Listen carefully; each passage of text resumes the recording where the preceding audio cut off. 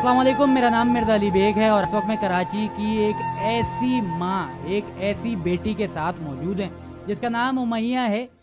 फालिज के मर्ज़ में ये मुब्तला हैं पिछले 10 साल से ये फालिज के मर्ज़ में मुब्तला हैं और इंतहाई जो है गुर्बत की ज़िंदगी गुजार रही हैं। इस वक्त भी हम मौजूद हैं, हम देख रहे हैं इनका घर किस तरीके का है, मगर इनके फालिज के अटैक होने के बाद से लेकर अब तक इनको क्या मुश्किलात हुई और किस तरीके से इनका इलाज चल रहा है और अब इनको इलाज की ज़रूरत है या नहीं, ये तमाम बातें मेरी बहन बताएंगी। उमैया, बताइए कि इलाज ये होता है तो इलाज के लिए नहीं होता है। जब खाने का होता है तो इलाज के नहीं होता है। मेरा शोर जब कमाता है तो खाऊं कि पीऊं कि इलाज कर रहा हूँ, कुछ नहीं है मेरे पास, कुछ भी नहीं होता है। घर चलाएं कि आप खाएं, पेट का है। इलाज हो रहा है आपका अभी भी? नहीं, अभी इलाज नहीं हो रहा है, इलाज बंद कर दिया है, पैसे नहीं है इस वजह से।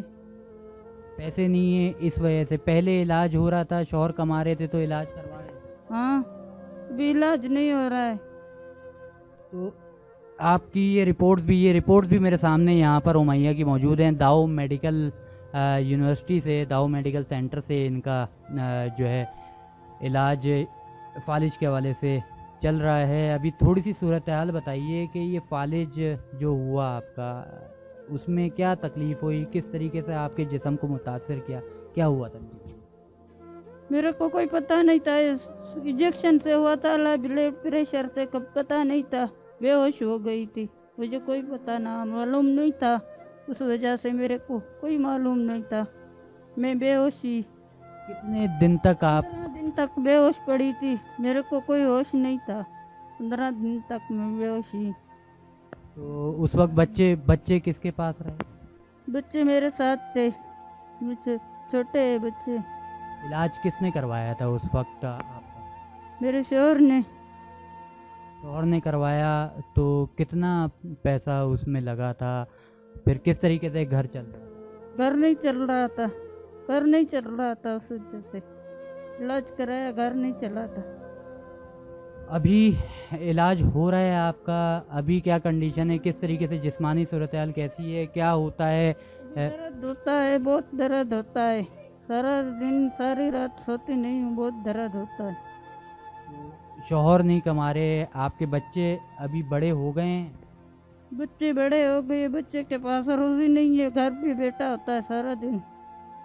अभी आप क्या अपील करना चाहेंगी कि किस तरीके से आपका इलाज हो सकता है और क्या घर के हालात के हवाले से क्या कहना चाहेंगे?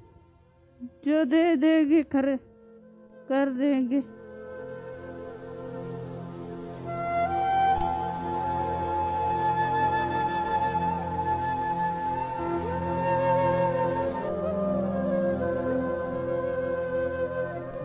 दे दे उसके। मेरी बहन यहाँ पर, इनके आंसू भी निकल रहे हैं।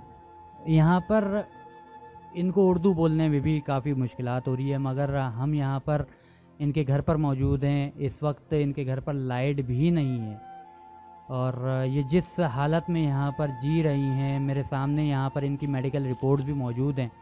यहाँ पर सिर्फ़ और सिर्फ आने का मकसद ये है कि इस बहन का इलाज हो सके, इस घर के हालात बेहतर हो सकें। इनके शौहर का रोज़गार नहीं है, इनके बच्चे का रोज़गार नहीं है।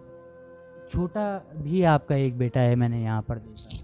हाँ, छोटा बेटा भी है, ये मजदूरी करता है इधर कबाड़ में।